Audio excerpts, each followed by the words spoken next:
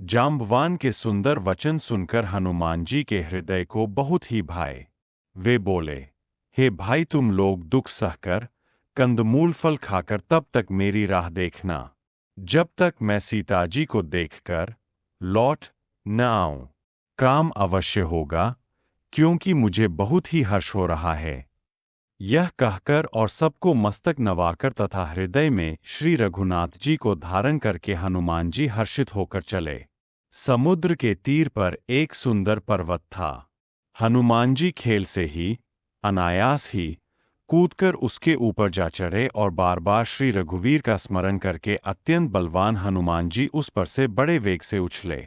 जिस पर्वत पर हनुमान जी पैर रखकर चले, जिस पर से वे उछले, वह तुरंत ही पाताल में धंस गया।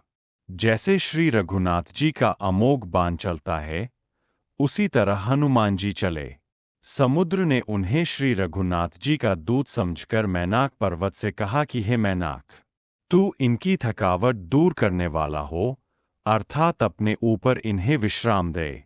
हनुमान जी ने उसे हाथ से छू दिया, फिर प्रणाम करके कहा, भाई, श्री रामचंद्र जी का काम किए बिना मुझे विश्राम कहा। देवताओं ने पवन पुत्र हनुमान जी को जाते हुए देखा।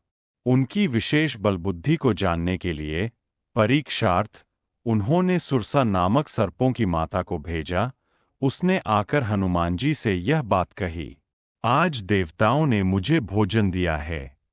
यह वचन सुनकर पवन कुमार हनुमान जी ने कहा, श्री राम जी का कार्य करके लौट आओ और सीता जी की खबर प्रभु को सुना दूं।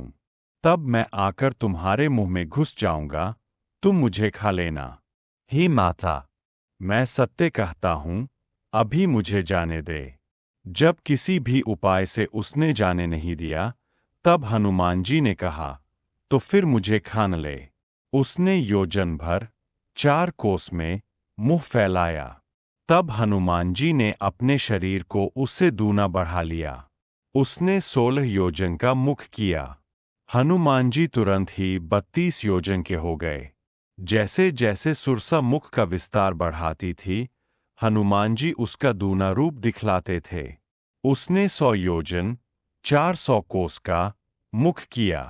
तब हनुमान जी ने बहुत ही छोटा रूप धारण कर लिया और उसके मुख में घुसकर तुरंत फिर बाहर निकल आए और उसे सिर नवाकर विदा मांगने लगे। उसने कहा, मैंने तुम्हारे बुद्धिबल का भेद पा लिया, जिसके लिए देवताओं ने मुझे भेजा था। तुम श्री रामचंद्र जी का सब कार्य करोगे, क्योंकि तुम बलबुद्धि के भंडार हो। यह आशीर्वाद देकर वह चली गई। तब हनुमान जी हर्षित होकर चले। समुद्र में एक राक्षसी रहती थी। वह माया करके आकाश में उड़ते हुए पक्षियों को पकड़ लेती थी। आकाश में जो जीव जंतु उड़ा करते थे, वह जल में उनकी परछाई देखकर उस परछाई को पकड़ लेती थी, जिससे वे उड़ नहीं सकते थे और जल में गिर पड़ते थे। इस प्रकार वह सदा आकाश में उड़ने वाले जीवों को खाया करती थी। उसने वही छल हनुमान जी से भी किया। हनुमान जी ने तुरंत ही उसका कपट पहचान लिया। पवन पुत्र धीर बुद्धि वीर श्री हनुमान जी उसको मारकर समुद्र के पार गए। वहां जाकर उन्होंने वन की शोभा देखी। मधु, पुष्प रस के लोभ से भौंरे गुंजार कर रहे थे। अनेकों प्रकार के वृक्ष फल फूल से शोभित है। पक्षी और पशुओं के समूह को देखकर तो वे मन में बहुत ही प्रसन्न हुए। सामने एक विशाल पर्वत देखकर हनुमान जी भय त्याग कर उस पर दौड़कर जा चढ़े। शिवजी कहते हैं, हे उमा, इसमें वानर हनुमान की कुछ बड़ाई नहीं है। यह प्रभु का प्रताप है, जो काल को भी खा जाता है। पर्वत पर चढ़कर उन्होंने लंका देखी। बहुत ही बड़ा किला है, कुछ कहा नहीं जाता। वह अत्यंत ऊंचा है, उसके चारों ओर समुद्र है। सोने के परकोटे, चहार दीवारी का परम प्रकाश हो रहा है। विचित्र मणियों से जड़ा हुआ सोने का परकोटा है।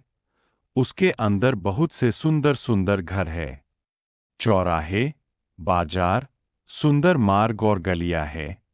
सुंदर नगर बहुत प्रकार से सजा हुआ है। हाथी, घोड़े, खच्चरों के समूह तथा पैदल और रथों के समूहों को कौन गिन सकता है? अनेक रूपों के राक्षसों के दल है, उनकी अत्यंत बलवती सेना वर्णन करते नहीं बनती। नगर के बहुसंख्यक रखवालों को देखकर हनुमान जी ने मन में विचार किया कि अत्यंत छोटा रूप धरूं और रात के समय नगर में प्रवेश करूं।